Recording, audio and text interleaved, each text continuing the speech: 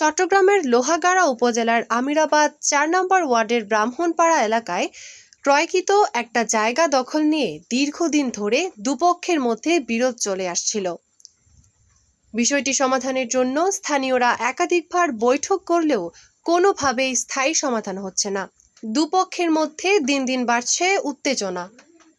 এরই মধ্যে উক্ত জায়গা থেকে গাছ কেটে নিয়ে যাওয়ার অভিযোগে প্রতিপক্ষ মৃত সোলাইমানের স্ত্রী সালেহা বেগম ও তার ছেলে রুবেলের বিরুদ্ধে থানায় লিখিত অভিযোগ দায়ের করেন ভুক্তভোগী প্রদীপ কান্তি দে।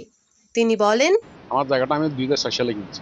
এটা আমার কাগজ অনুযায়ী BS 6145, এটা আমার দাগ। আমি ওই বরাবর আমি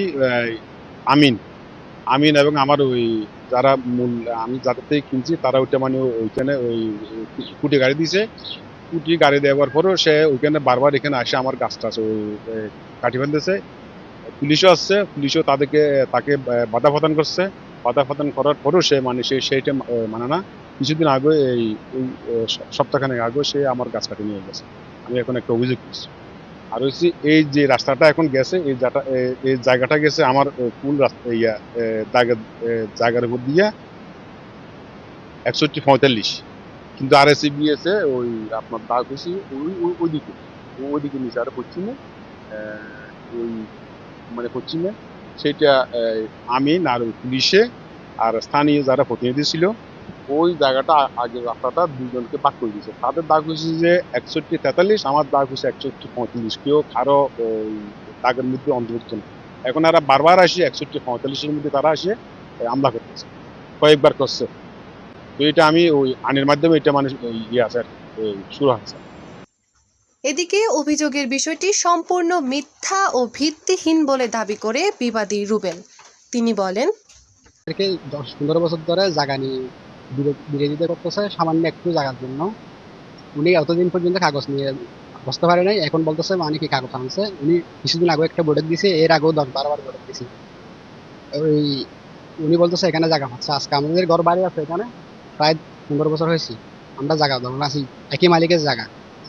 ওনাকে যদি বলি মালিক আনতে, উনি মালিক আনতে পারে না। শুধু থানার মধ্যে বোর্ডে দেয়, পুলিশকে বলে, এসে আবার মাফে আর কিছু হয় না, মাফে চলে যায়। 1 মাস পর এসে কি আবার মানে বলে সাংবাদিক আনে এরকম আমাদেরকে কি ইয়ে করতেছে, হয়রানি করতেছে। উনি ওনার দাগ যদি থাকে অবশ্যই আমরা জায়গা ছেড়ে দেবো বলছি না। উনি তো যদি কাগজ নিয়ে আসতে পারে না।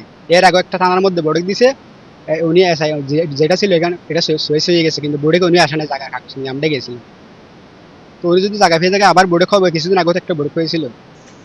এদিকে সামান্য জায়গা নিয়ে দীর্ঘদিনের এমন বিরোধ সমাধান না হলে ভবিষ্যতে বড় ধরনের অঘটন ঘটতে পারে বলে মনে করেন স্থানীয়রা। এই বিষয়টি স্থায়ীভাবে সমাধানের জন্য সংশ্লিষ্ট প্রশাসনের দৃষ্টি আকর্ষণ করেন তারা। দাগ অনুযায়ী যার যেটা প্রাপ্য, আইনত কাগজপত্র নিয়ে যার যেটা প্রাপ্য সেটা সমাধান করা আমার মতে ভালো। দুই পক্ষই প্রতিবেশী, দুই পক্ষের মধ্যে ঝগড়াঝাটি থাকলে আশেপাশে কোনো শান্তি থাকে না, তাদের মধ্যেও কোনো শান্তি থাকে না। আমি চাইছি এখানকার এই হিসাবে আর আপনারা প্রতিবেদন, উভয় পক্ষের প্রতিবেদন নিয়ে একটা সমাধানের মধ্যে যান।